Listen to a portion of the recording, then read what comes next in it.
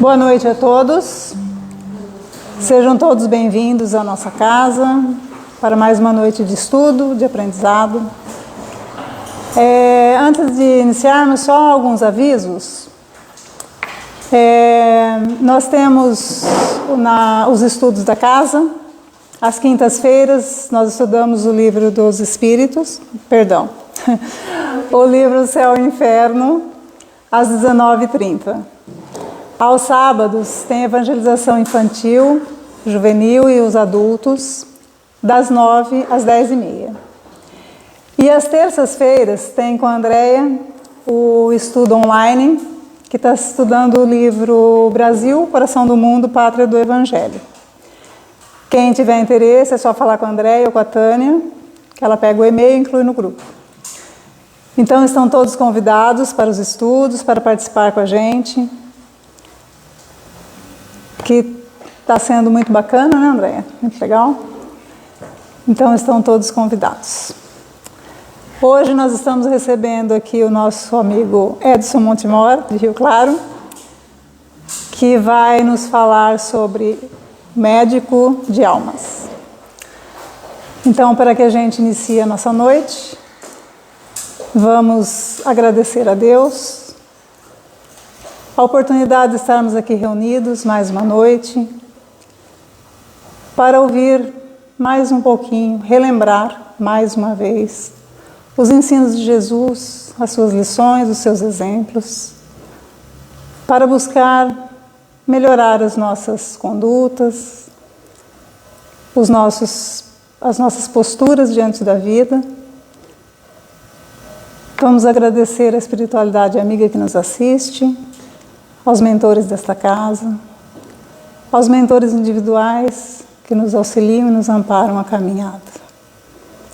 Que todos possamos, unidos em pensamentos, em sentimentos, elevar as nossas vibrações para bem aproveitar os ensinos desta noite. Que Jesus nos abençoe. Edson.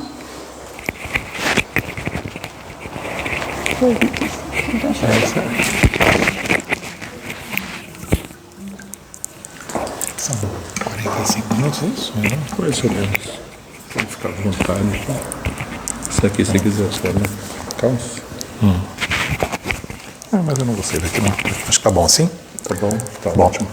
vocês estão todos me ouvindo, né? Sim. Espero que nossos internautas também. Uma boa noite a todos. Com muita alegria estarmos aqui nessa casa pela segunda vez. Mas não parece que é pela segunda vez, né? A gente chega aqui encontrando corações amigos que parece que já nos vemos de há muito tempo. Eu acredito que seja realmente assim. Estávamos falando agora há pouco, eu com o Reinaldo, sobre, não é esse o assunto, mas sobre sonos inteligentes, lá na questão 400 de O Livro dos Espíritos, onde no desdobramento do corpo físico, né, no desdobramento da alma, deixando o corpo físico, o espírito ele vai para aqueles lugares que lhe são caros, para onde estará o seu tesouro, onde está o seu tesouro, ali estará seu coração, né? Então, quem sabe a gente não vem conversando há muito, né, Cássio? Muito bom.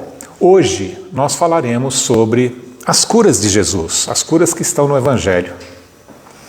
E o título desse nosso bate-papo, eu digo bate-papo porque eu gostaria de ter realmente um feedback de vocês, podem fazer perguntas, podem corrigir, podem complementar algum pensamento, por favor. Existem 28 curas de Jesus no Evangelho. E o tema do nosso bate-papo é o médico de almas. E isso acho que já dá um norte do que nós vamos falar. Eu questiono aqui vocês já uma coisa, será que Jesus, essas curas que nos encanta a todos, né? A mulher hemorroísta, o cego de Jericó e tantos outros, será que isso é de fato a cura mais importante? Vamos lembrar que nós estamos aqui num centro espírita, onde nós estamos tratando da fé raciocinada. E vamos raciocinar um pouquinho.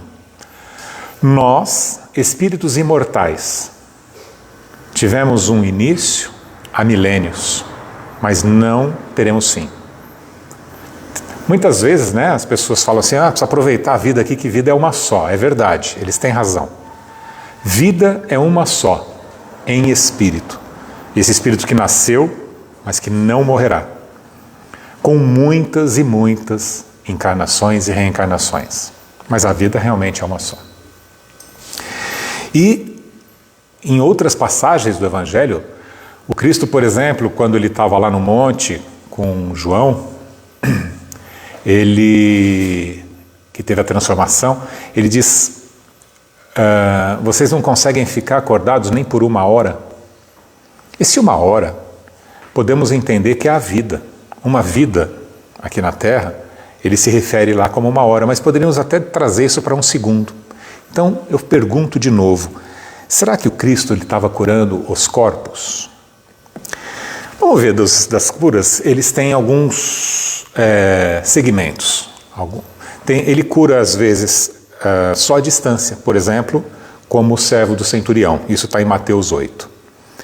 Ele tem curas que ele apenas fala. Por exemplo, o cego de Jericó, que trataremos mais no final dessa nossa conversa. Outros que ele toca. Por exemplo, o leproso, Mateus 8. Ou que é tocado pela mulher hemorroíça. Tem ainda as curas que ele materializa um remédio, o cego de Betsaida, por exemplo.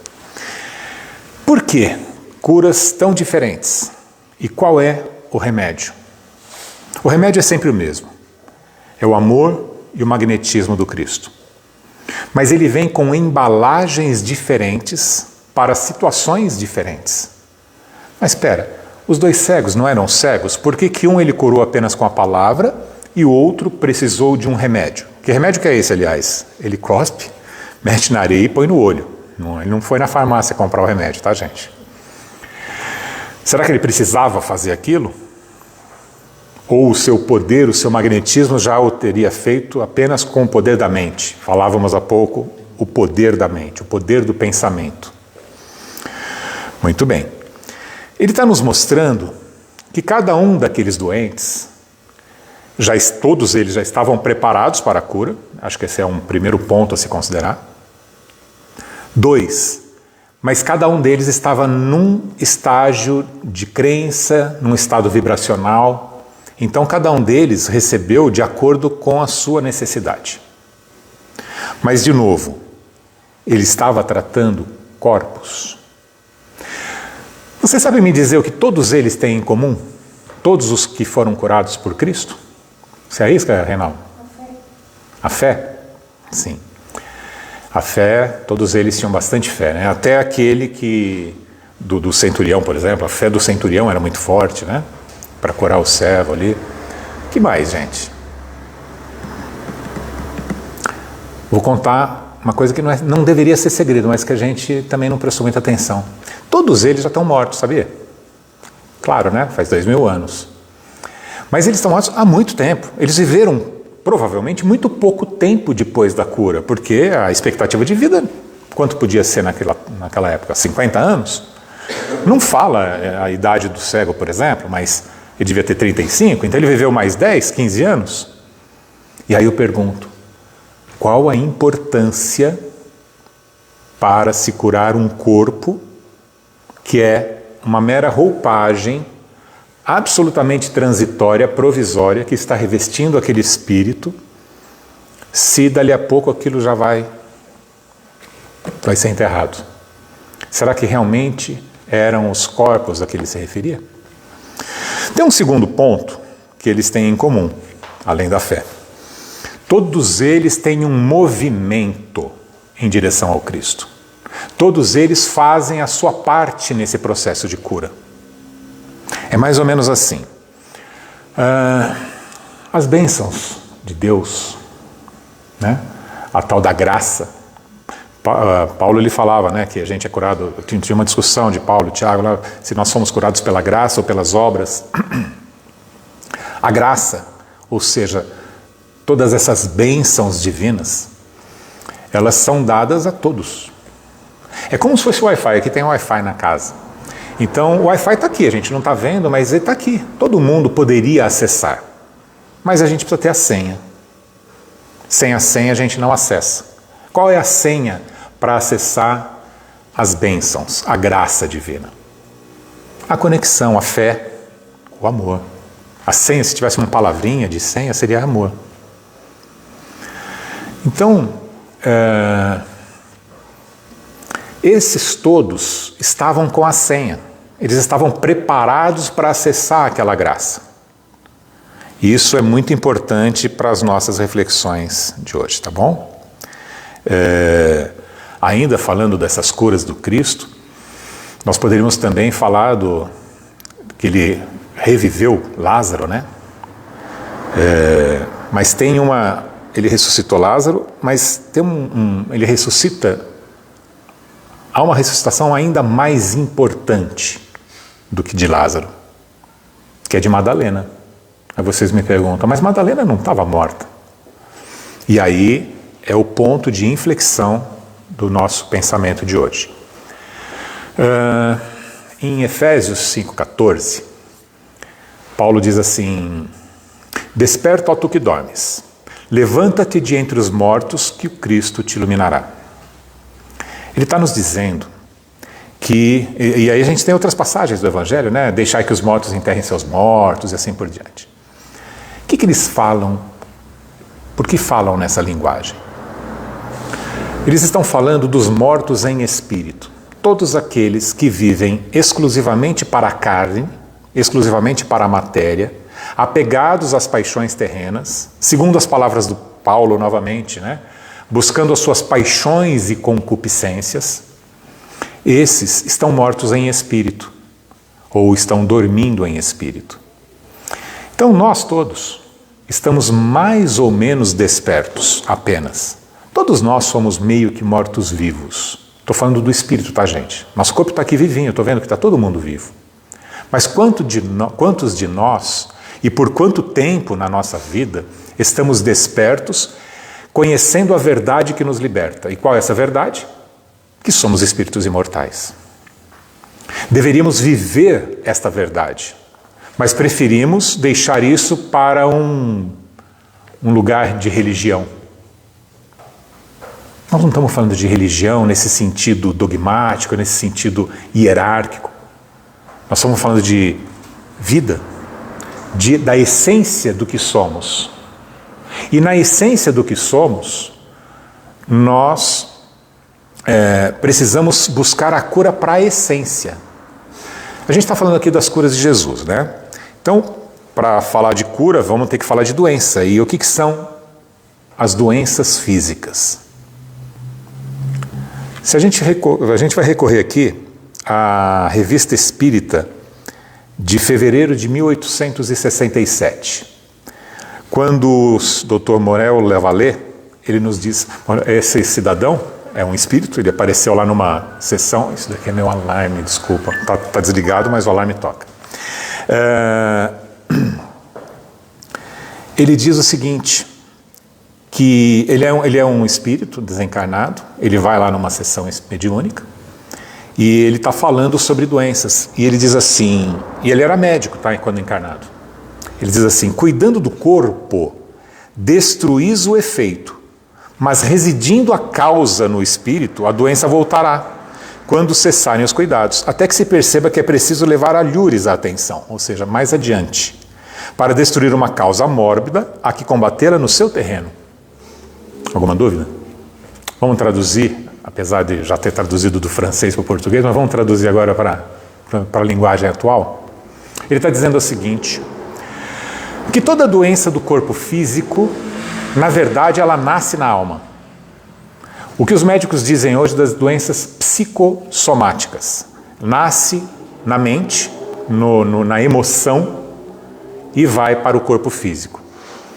Alguns médicos já atestam que alguma porcentagem, uns menos, outros mais, mas, por exemplo, de câncer, são oriundos depois de entre 6 meses e 1 ano de uma grande perda.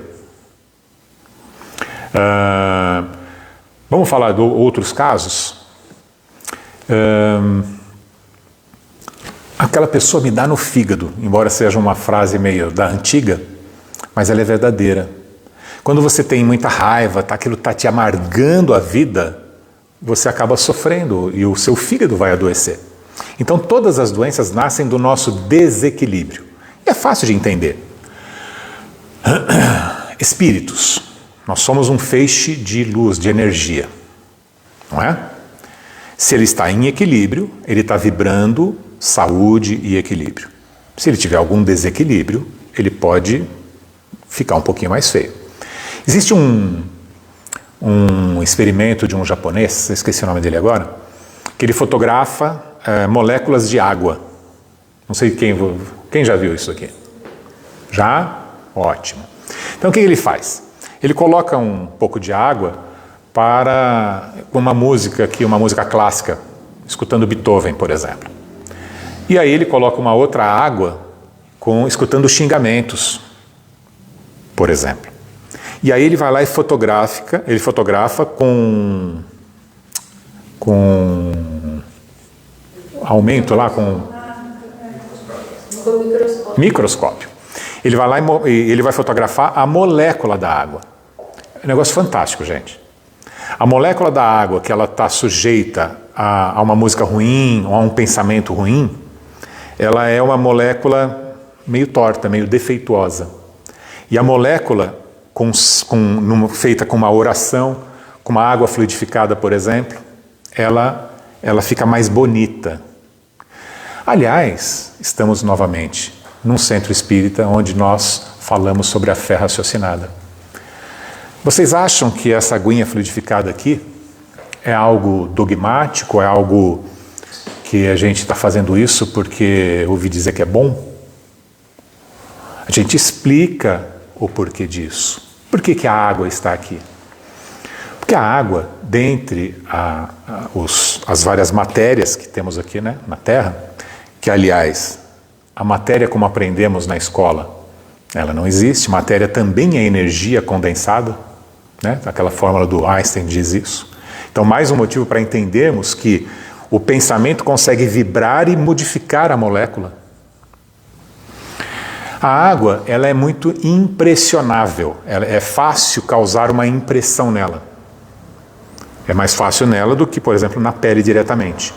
Então, o nosso desejo, nós impressionamos, nós vamos fazer como se fosse uma impressão, uma xerox, alguma coisa assim, não é? Nesse sentido que é o impressionamos. Nós vamos impressionar na água o desejo, por exemplo, de ter ali uma Novalgina para curar a nossa dor de cabeça. E se a vontade for suficientemente forte, isso vai acontecer. Aí vocês me perguntam, mas eu não acredito. Mas nós não estamos falando de crença. Eu vou mostrar aqui mais para frente para vocês o que a ciência já está falando a respeito. Mas antes disso, nós vamos para um outro espírito, Samuel Hahnemann. Sabe quem é? Ele trabalhou na codificação. É um dos espíritos que, junto com Kardec, trabalhou na codificação do espiritismo. Mas mais do que isso, alguns anos antes, ele estava encarnado na Terra e ele é o chamado pai da homeopatia. É o médico que criou a homeopatia. Ele era médico, um médico tradicional. A medicina não estava mais fazendo assim, a medicina alopática, que é essa dos remédios, vamos falar da cultura ocidental, já não estava mais fazendo sentido para ele. Então ele começa a trabalhar a homeopatia. E o que é a homeopatia, senão a sutileza da energia para a modificação e trazer novamente a saúde? Vocês sabiam que no início do espiritismo aqui no Brasil, lá no século ainda XIX,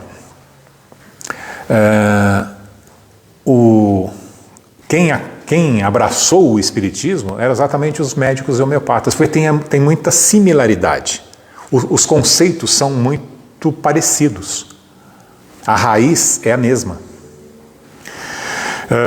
Então Samuel Hahnemann, que é o pai da homeopatia, ele tem uma frase que diz assim: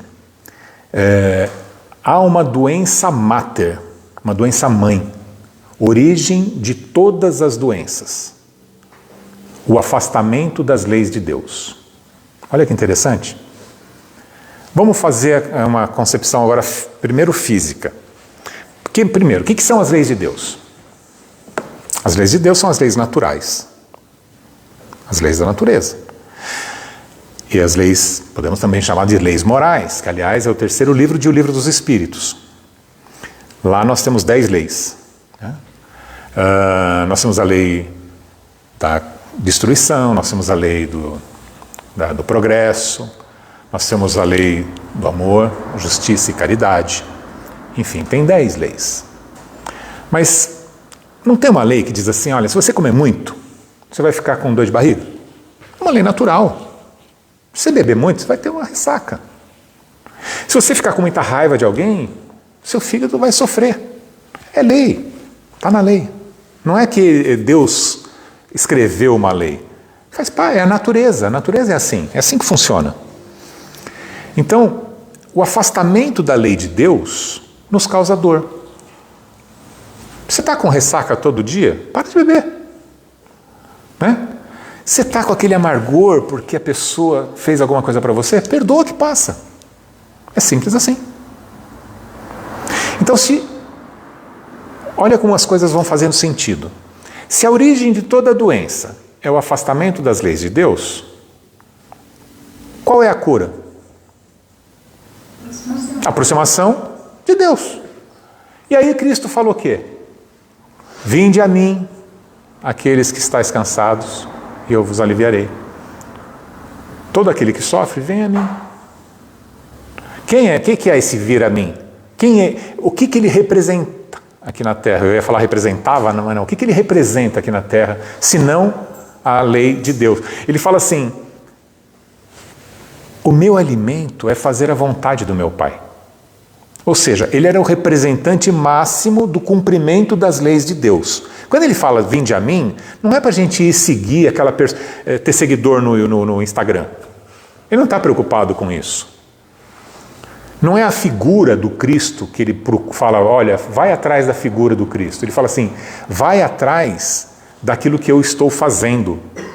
Porque o que eu estou fazendo vai aliviar a sua dor. E o que você está fazendo? Perdoando, amando. Eu sou o caminho, a verdade e a vida plena e em abundância. E aquele que quer muito a vida da terra, perdê-la-á. Mas aquele que, em meu nome, desistir da vida, ganhará em abundância. O que ele está falando com isso? A mesma coisa que Paulo fala numa outra carta, que é, e aquele que é de Cristo já crucificou as suas paixões e concupiscências. O que ele diz com isso? Que aquele que conhece a verdade, que já está no caminho, ele pendura, ele crucifica, acho que estou mexendo aí, ele crucifica as paixões e concupiscências, que é tudo aquilo que o prende à terra, às coisas da terra. Aquilo que está nos imantando aqui, nos imanta, né? nos traz esse magnetismo muito forte, a ponto de, se desencarnarmos com toda essa vontade, com essas paixões terrenas, ficaremos aqui sofrendo.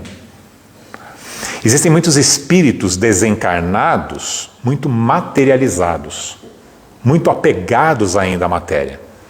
E existem outros que, apesar de encarnados, não estão apegados à matéria, então estão desmaterializados. Por exemplo, Chico, quando estava entre nós. Ele não tinha apego à matéria. Então ele vivia livre, ele vivia tranquilo, ele vivia em paz. Ele vivia cumprindo as leis divinas. Vocês acham que a doença é algo ruim? É bom ou ruim? Depende. É neutro, como tudo que existe que te vem de fora para dentro. É absolutamente neutro. O que importa é o que fazemos com ela. Perguntem para Jerônimo Mendonça se a doença é boa ou ruim. Quem foi Jerônimo Mendonça? Um espírito extremamente fortalecido na fé, que com 20 anos tomba numa cama para nunca mais levantar. Desencarna só com 50, ele fica 30 anos deitado. Quando uma jornalista pergunta para ele, qual o seu maior sonho? Ele fala, virar de lado. Virar de lado. Vocês acham muito isso? Tem mais. Ele ficava numa única posição com dores atrozes. Ele tinha falta de ar, que ele precisava que ficasse 2 ventiladores aqui perto dele o tempo todo. É pouco? Tem mais. Com 30 ele fica cego. Aí ele escreve uma poesia, claro, ele dita uma poesia em vida, tá, gente? Estou falando dele vivendo aqui, ele é um mineiro, para variar. A gente faz palestra, fica trabalhando no Espiritismo aqui para ver se na próxima a gente pelo menos encarna aqui em Franca, um pouquinho mais perto de Minas, pelo menos, né? Porque a gente pega o Chico, o Eurípides Barçanufo, Jerônimo, tem tanta gente boa lá, não aqui, os novos, da Nova Leva, o Arthur, tanta gente boa.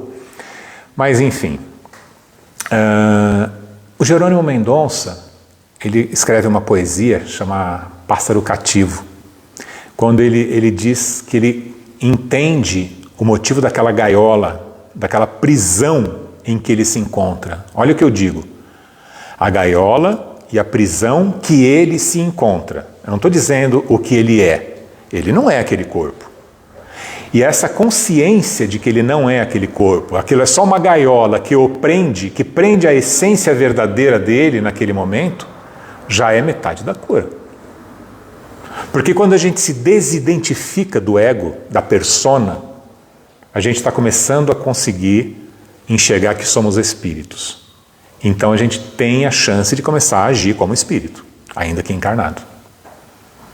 E aí ele escreve essa poesia de Pássaro Cativo, dizendo que ele tem consciência dos crimes atrozes que cometeu no passado e que nada mais justo que ele estivesse nessa gaiola purgando tudo aquilo. Já desencarnado, pelas mãos do Isaías Claro. Já veio aqui o Isaías? Não? Pode chamar. O Isaías Claro, ele foi lá na nossa casa algumas vezes, amigo, muito bom. De Oswaldo Cruz, se não me engano. Promotor aposentado.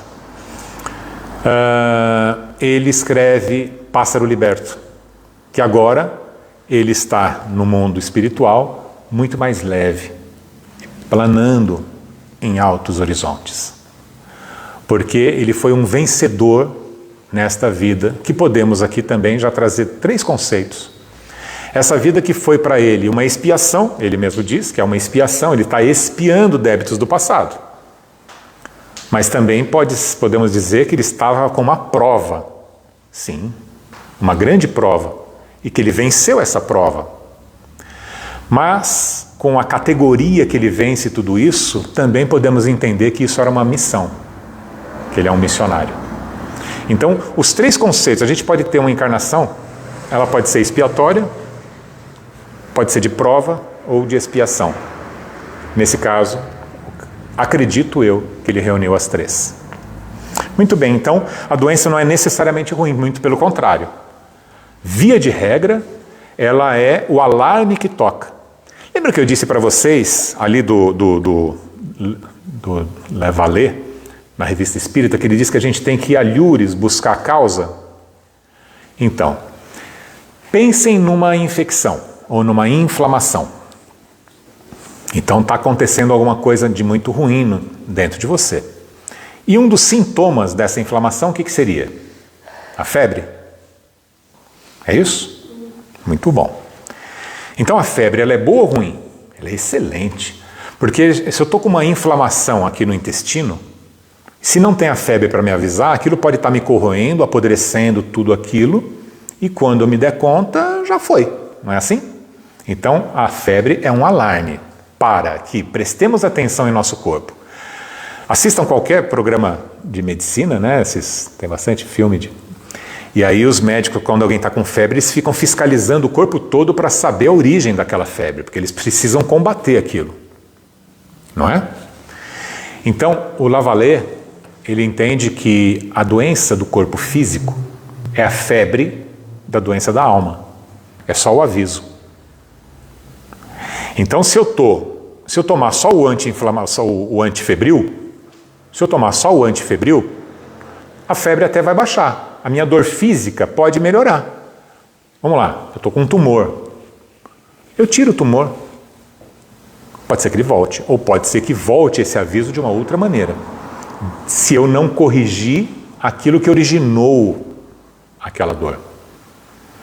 Eu estou com esse tumor porque o Reinaldo, ele cometeu um ato muito ruim comigo, eu fiquei com muita bronca e não sei o que e tal, e aquilo, eu desenvolvi uma doença, porque eu guardei muita mágoa, muita coisa, eu desenvolvia uma doença por mágoa. Se o médico tira isso que eu desenvolvi, com remédio, seja lá o que for, mas a mágoa continua, o que vai acontecer, gente? Vai voltar. Então, por isso que Lavallée diz, temos que tratar a doença na origem. E aí, fazemos as pazes, não é as pazes abraçar e ficar doente para sempre e ficar feliz porque está doente, não é isso. Mas agradecer, né, que temos esse aviso, procurar as causas desse aviso, onde nós vamos procurar? Em nosso íntimo. Olha, se as doenças são afastamento das leis de Deus, o que eu estou fazendo que está me originando isso? Aí a gente pode ir nas causas recentes ou causas passadas. Também está lá no Evangelho segundo o Espiritismo. Das nossas dores, que podem ser físicas, mas principalmente as morais. Então, no caso do Jerônimo Mendonça, por exemplo, o dele, ele trouxe aquilo de outra vida. Mas ele poderia agravar aquilo ou se beneficiar daquilo. Ele se beneficiou. Aliás, tem uma passagem dele com o Chico muito interessante, que vai mostrar muito bem o que nós estamos falando aqui.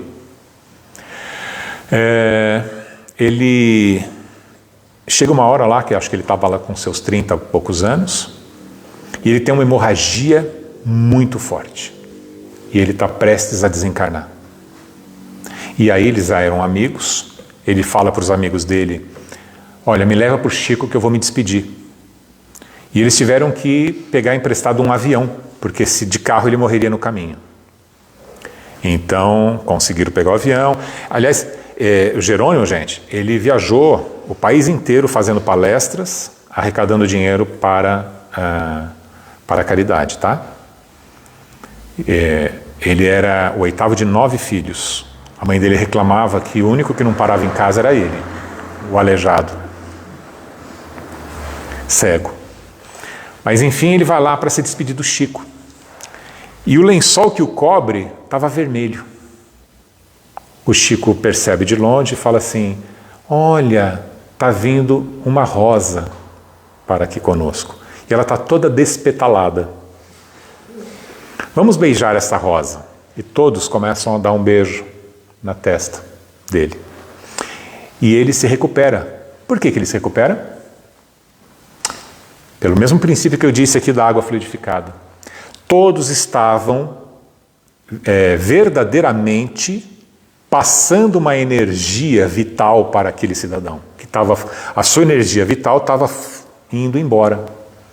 Mas o Chico e mais muitas pessoas que ali estavam canalizaram bons sentimentos para ele. E ele se revigora, a ponto de fazer a palestra do dia.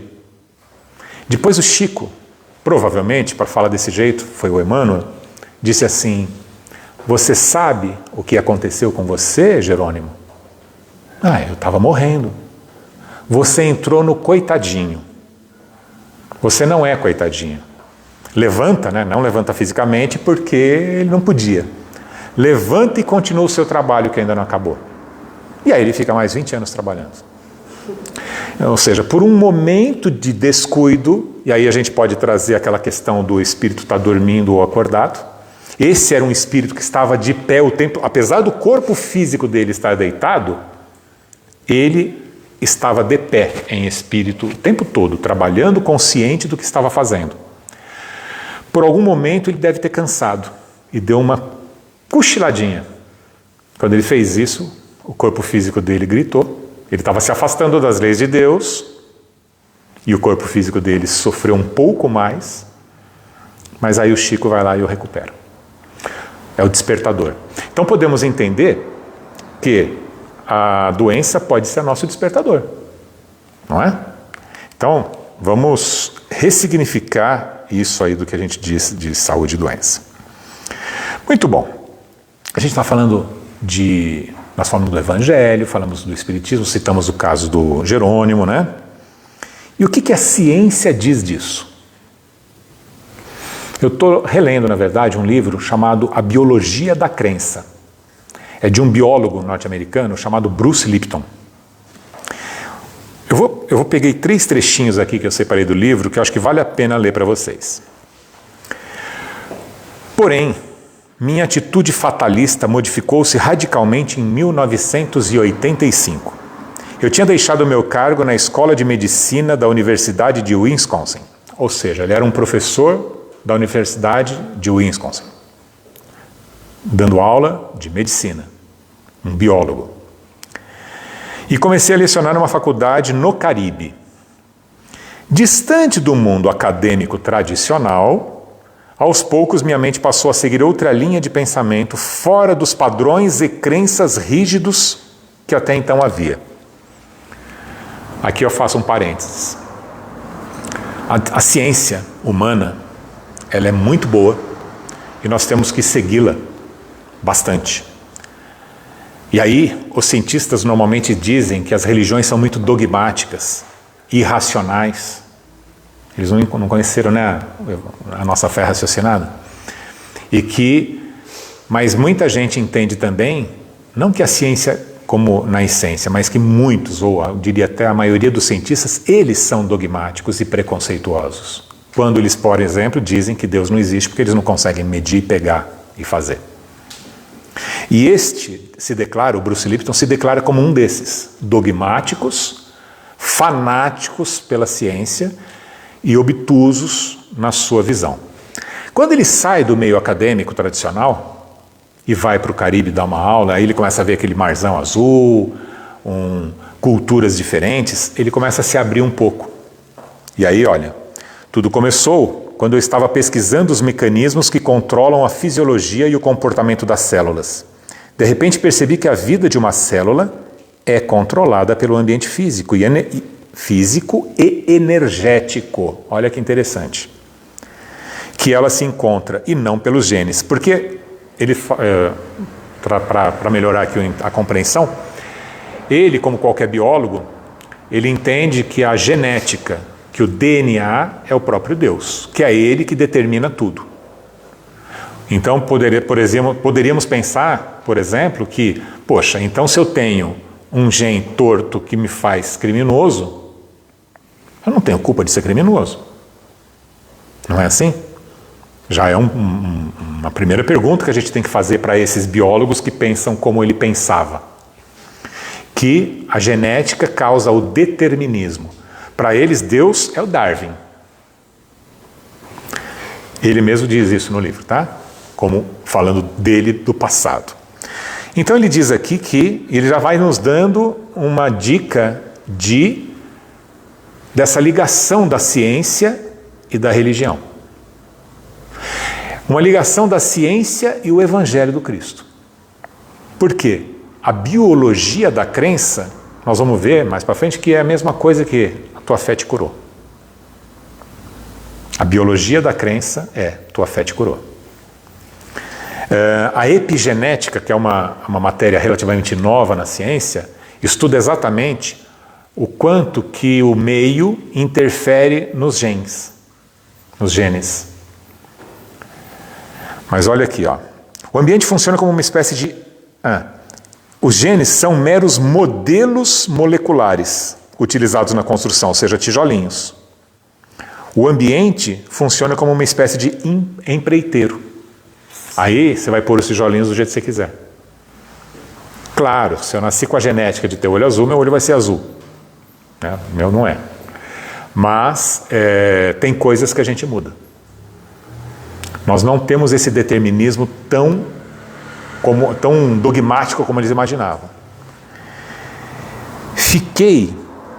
Assim como cada célula, o destino da nossa vida é determinado não pelos genes, que até então ele pensava, mas por nossas respostas aos sinais do meio ambiente. Então, essa discussão, a epigenética diz o quanto o meio ambiente interfere nos genes. Só que ele está um passo adiante. Não é o meio ambiente que vai modificar o gene. É a nossa resposta àquele estímulo do meio ambiente que vai modificar o gene. Eu explico. Eu machuquei meu braço, do mesmíssimo jeito que o Reinaldo, e somos irmãos gêmeos. Em tese, os dois teriam que se curar da mesma maneira, na mesma velocidade. Ele passou metiolato, eu não passei. Então, ele teve algo de fora que eu não tive. E aí, ele pode se curar mais rápido, não é assim? Porém, não é só disso que nós estamos falando, é a nossa resposta a esse estímulo. Então, se ele acredita muito fortemente que o metiolato vai corrigir aquilo, e aí a gente chega à conclusão o quê? Tua fé te curou.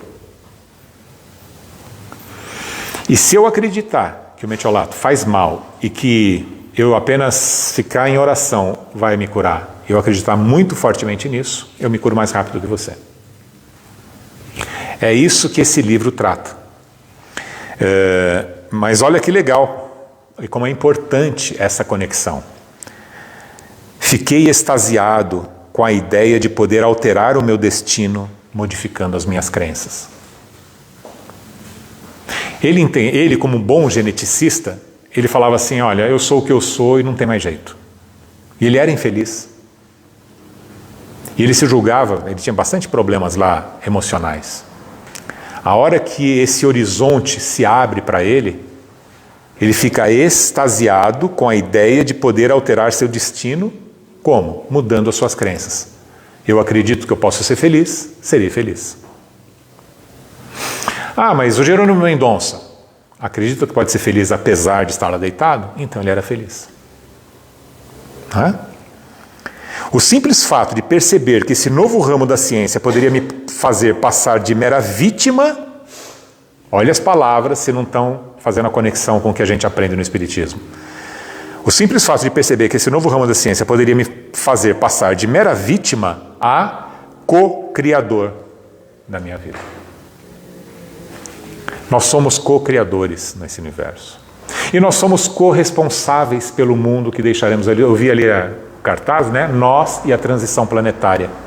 Nós somos co-criadores. Nós somos corresponsáveis para que essa transição seja mais rápida ou mais lenta.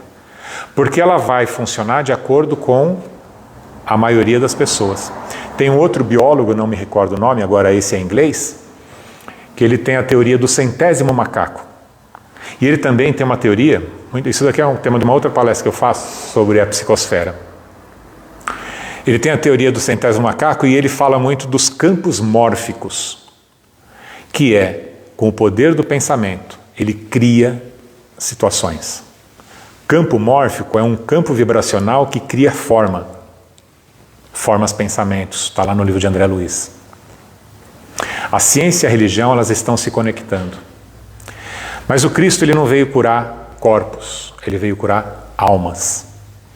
E o Evangelho do Cristo, ele tem sempre as lições que são pegas ao pé da letra e as lições que estão no espírito, não na letra morta do Evangelho, mas no espírito vivificado. Aquela que permanece nos nossos corações e mentes e vão vibrando de uma forma que, hoje, falando disso, nós vamos ter uma compreensão X, daqui a 2000 anos, muito mais, daqui a 4000 anos, muito mais. Essas lições são absolutamente inesgotáveis. O grande intérprete do Evangelho aqui para nós, os espíritas, é o Emmanuel, não é? Ele interpreta o Evangelho como ninguém. Só que ele disse que quando ele está nas altas esferas, ele parece que é um ogro lendo o Evangelho. É assim que funciona.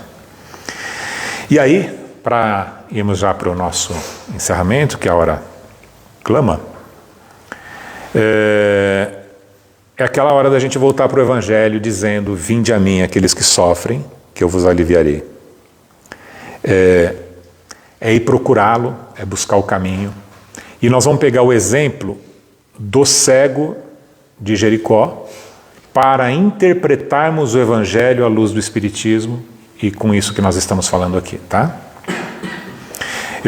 Ele está em Marcos e também está em Mateus, mas eu vou pegar, e acho que em Lucas, perdão, acho que nos 3 até, mas eu peguei o do Marcos aqui. E depois foram para Jericó. Eu participei do grupo chamado, que nasceu, aonde? Em Minas. que eles chamam de miudinho, que é ficar trazendo a letrinha por letrinha. A gente pega um versículo e fica 1h30 tratando daquele versículo, quando não vai para o dia seguinte, fica outra 1h30. Então, num versículo, para extrair dele todo o conhecimento que a nossa capacidade atual conseguiria. E aí, nesses estudos, a gente entende que, por exemplo, estar em cima do monte, no vale, tudo tem um significado espiritual, transcendental. Jericó é perfume, então ela se reporta ao mundo dos sentidos, equivalente ao mito da caverna de Platão. Platão, 450 a.C., ele falava que a nossa vida é como algumas pessoas estarem de costas para a natureza, olhando para dentro de uma caverna, vendo apenas as suas sombras estampadas na parede daquela caverna e acreditando que aquilo é a vida. Mas o mundo está aqui fora. E ele diz assim, o mundo dos sentidos, ou seja, o mundo das sensações, ele falava mundo das formas. O mundo das formas, que é o nosso mundo material, é ilusório, que o verdadeiro mundo é o mundo das ideias. Não por acaso, ele e Sócrates estão na introdução do Evangelho segundo o Espiritismo como os precursores do Espiritismo. Os precursores do cristianismo e do espiritismo. Então vamos lá, Jericó é o mundo dos sentidos, ou seja, é o mundo da materialidade, das paixões. E aí Marcos continua, né? E saindo ele de Jericó com seus discípulos e uma grande multidão, saindo ele quem? Cristo. Ele sai de Jericó. Bartimeu, o cego, filho de Timeu, estava assentado junto do caminho. O que a gente pode perceber aqui? Que o Bartimeu já não estava dentro da cidade.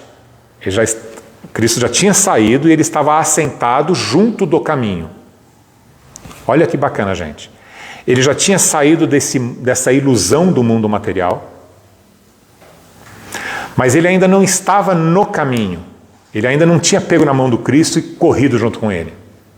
Mas ele estava assentado, ainda esmolando, pedindo, mas já próximo do caminho. Quem é o caminho? Cristo. Eu sou o caminho, a verdade e a vida. Então são essas lições que estão nas entrelinhas do Evangelho. E ouvindo que era Jesus de Nazaré, começou a clamar e a dizer, Jesus, filho de Davi, tem misericórdia de mim. E muitos o repreendiam para que se calasse. E ele clamava ainda mais alto, filho de Davi, tem misericórdia de mim. Essa é uma passagem muito importante. Todos aqueles que estão ainda morando em Jericó, ou seja, morando no mundo dos sentidos, ou seja, acreditando que somos isso e vivendo só para isso, esquecendo que somos espíritos, estamos todos dormindo. Nós já falamos sobre isso, não é? Aí, um começa a despertar. Quem desperta quando está todo mundo dormindo não incomoda? Incomoda. Incomoda de dois jeitos, né? Porque você quer continuar dormindo e aí ele está fazendo barulho, ou você até sabe que tem que acordar, mas, poxa, eu queria dormir mais um pouquinho. Fica quieto. Senão, você me obriga a levantar também, né? Chato. O Santo Agostinho, nas suas Confissões, tem uma passagem assim, que ele fala, ele gostava muito do mundo material. E aí tem uma passagem que ele fala assim, eu já o havia conhecido e o amado, mas eu ainda estava muito apaixonado pela minha vida. E aí eu não lembro agora as palavras dele, mas o prendia. A paixão o prendia e Cristo já o atraía. E ele ficou nesse acorde e dorme por algum períodozinho. Mas não é dele que nós vamos falar hoje. Clamava cada mais vez, filho de Davi, tem misericórdia de mim. Então, a turba, quando ele começou a acordar e foi por perto do caminho, e Cristo estava passando e fala, agora eu vou acordar de vez, a turba diz, fica quieto. Falou aqui, fique quieto. Eles repreendiam para que se calasse. Sabe quem pode ser essa turba? Os nossos familiares mais íntimos. Eles não estão fazendo por mal. Você quer despertar, olha, eu tenho um trabalho no centro espírita, eu tenho que entregar uma cesta ali, mas poxa, hoje é o aniversário do nosso primo lá de não sei aonde, a gente tem que ir para lá. Não, você não vai lá não. Então assim, não desperta, vamos continuar vivendo a nossa vida material. Está muito bom desse jeito. Vamos para o churrasco. Não faz por mal, gente. Só faz porque está dormindo. Né? E Jesus, parando, disse que o chamassem. E acabaram chamando o cego. Tem bom ânimo. Levanta-te, que ele te chama. Olha que outra coisa bacana. Levanta. Lembra? O espírito está deitado. Levanta, que ele te chama. Lembra daquela passagem em Efésios? Desperta, ó tu que dormes. Levanta-te de entre os mortos, que Cristo te iluminará. E ele, lançando de si sua capa, levantou-se. Num único gesto, ele levanta e joga a capa fora. O que é essa capa? A persona, o ego. A capa, nesse caso aqui, era a capa que... Porque lembra que nós estamos em territórios romanos, né, sob o jugo de Roma, que tinha uma lei muito forte. E até para ser pedinte, tinha uma identificação. Então ele tinha lá um crachazinho, né? Como se tivesse um crachá, posso me indicar. Ele jogando isso fora, aquela vida do passado ele não tem mais. Ele não volta mais atrás. Ele caiu de cabeça nessa nova vida. Ele teve fé. Ele foi de encontro à própria cura. Faz sentido para vocês? Muito bom. E foi ter com Jesus. Olha que bonito. Vinde a mim, aquele que sofre, que eu vos aliviarei. E ele foi ter com Jesus. E Jesus falando disse-lhe, que queres que faça? E o cego disse, que eu tenha vista. E aí é aquela questão que nós falamos, será que ele estava curando o corpo físico ou o corpo espiritual? Naquele momento, ele estava imbuído da fé. O cego de Jericó, ele estava imbuído da fé. Mas ele ainda não conseguia enxergar esse reino de Deus tão falado por Cristo. Ele fala, eu quero ver esse mundo maravilhoso que o Senhor sempre fala. Eu quero sentir essas vibrações desse reino que não é deste mundo. E aí Jesus disse, vai, a tua fé te salvou. E logo viu e seguiu a Jesus pelo caminho.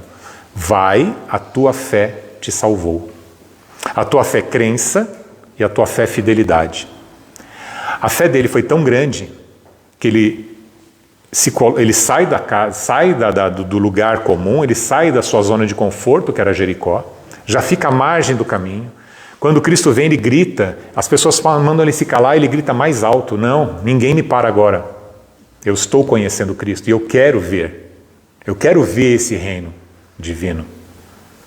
E aí diz, vai, a tua fé te salvou. E logo viu e seguiu Jesus pelo caminho. Ele continua firme. Então esse cego de Jericó, ele é uma alma redimida naquele momento. Da mesma forma que o nosso gigante deitado, que é o Jerônimo Mendonça, ele também se levanta depois de desencarnado e ele segue Jesus. Ele já vinha seguindo Jesus aqui, porque ele já estava em espírito, ele já estava de pé. Ele já veio cumprir a sua missão aqui. E agora mais ainda, ele continua lá cumprindo a sua missão. Ficou claro, gente? Então, em homenagem ao Acácio, que eu sei que ele gosta, mas diferente, já que eu não tenho memória, eu vou ter que pegar um pouquinho de cola, viu, Acácio? A gente fala para as mentes. A gente está conversando aqui para que nós possamos trazer o conhecimento racional, não é? Mas o que muda a gente verdadeiramente é o coração. Então, nós vamos acabar com uma pequena poesia, que de certa forma é o resumo da palestra, para ver se toca um pouquinho mais forte no coração, para que isso se grave um pouquinho mais, tá? E aí a gente já pode encerrar, é normal, vai fazer oração? Não, só encerra com isso. Então vamos lá, gente. Aprendamos com Bartimeu o cego, que nos deu um roteiro, um mapa, que ao livrar-se de sua capa, exorta-nos à libertação do ego. Abriu mão da personagem do coitado e sofredor. Escolheu uma nova roupagem, revestiu-se da fé e do amor.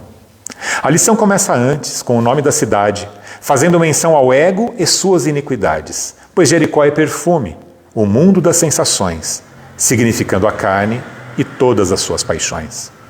Saindo de Jericó, deu o primeiro passo, caminhando em seguida com grande desembaraço, pressentindo Jesus, por misericórdia gritou, e confrontado pela multidão não se calou. Seguiu os conselhos de Jesus, Vem comigo, traga a sua cruz. Meu fardo é leve e o jugo suave. Sou o caminho, a verdade. Essa é a chave. Muito obrigado, gente.